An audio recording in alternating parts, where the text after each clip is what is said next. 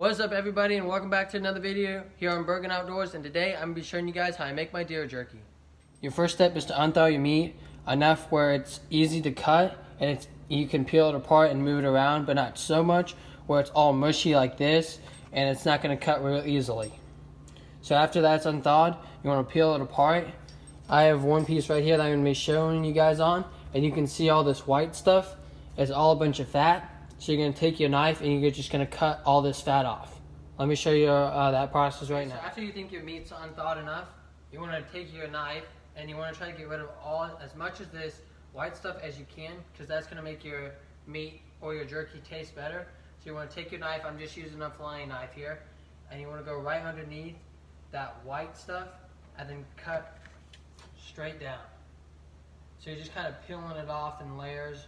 Try to get as much of it off as you can. While I'm cutting off all that silk and all that fat, I like to try to cut my meat into like a square or a block. So that way when I go to slice it, and my slicer over here, it just slices a lot easier and I get a lot of more straighter and more even pieces. I don't want one piece that's like really thin and stringy and then one piece that's pretty thick, because I had a better side of the meat to cut on. Each time I go to do a pass through my slicer, I kind of like it the same every time. So I'm gonna bring you guys in closer and show you guys my slicer and then what I'm doing with that. Okay, so this is my slicer. My grandma gave this to me a couple years ago. It's pretty old, but it does the job and it works pretty well. I can adjust the thickness of the blade by moving this little wheel back here. You probably can't see it, but you just adjust the thickness by moving that in and out.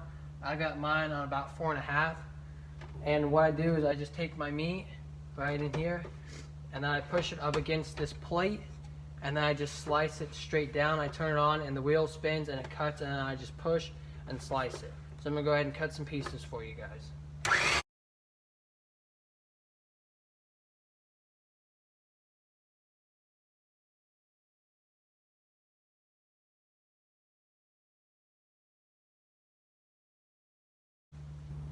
Okay, so that's basically the whole process of slicing the meat. I'm gonna go ahead and slice the rest of my meat that I have over here, and then I'll show you guys the seasoning process when I get to that point.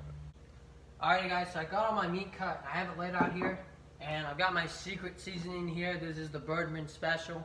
So I'm not gonna tell you guys what this is, but this is my secret seasoning, and I'm just gonna sprinkle it all over the meat and try to cover the meat with it. And then once I sprinkle all over this meat, I'll take either a spatula or I'll use my hand, and I'll just kind of rub that meat into it, that seasoning into that meat, and that'll kind of get that meat a little bit more seasoned. I'll do this once on each side for both pieces of my jerky I have laid out here. So I'll do it once on this side, then I'll flip them all over, and then I'll do it once on the other side, and then I'll show you guys the next process after that. Okay, so I got a little bit of head myself, and I forgot to hit record, but basically I just seasoned the meat, and then I take it off these pieces of tin foil right here, and I put them into this Tupperware container or this metal bowl, and this is where my meat will sit. It looks like that right now, but basically my meat will stay in here for 24 hours, 24 to 48 hours, and then I'll get to the next step with you guys. Okay, so it's been 24 hours, and I have my dehydrator set out here. I got this at Bass Pro Shop, and it's just real simple. It just has a bunch of racks that you would put your meat on, and then you just turn it on, and it starts, basically, it's like slow roasting the meat at a very low temperature for a long time. It just dries it out, and that's basically what dehydrating it is. So I'm going to take the lid off, and then I'm just going to put my pieces on, and I'll just turn on. It takes somewhere between, a full rack for me takes somewhere between 6 to 8 hours, depending on how big the pieces are and how many I have in here. So I'm starting at about 1 o'clock, so I won't get done until about 8 or 9 tonight. 8 or 9 o'clock tonight with this. So I'm gonna go ahead and put my pieces on the rack right here. This is also the last step into making jerky, is the dehydrating process. There's a lot of different things you can use that are not just like a regular dehydrator. You can use a smoker. You can use like a wood pellet grill. I've done that before, where you just turn it on to smoke. You can also do this in the oven if you don't have a dehydrator. You can turn the oven on to real low. I think it's like 175, something like that. And basically you can just cook them in the oven for a long amount of time on slow heat, and you'll be able to do the same process. Alright guys, that's going to be it for this video. Here's how the jerky ended up. It tastes pretty good. I ended up with about a bag and a half full.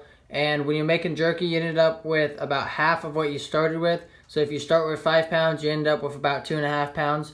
And it took about 6 hours to dehydrate. If you guys try making your own jerky, let me know how it turns out in the comments.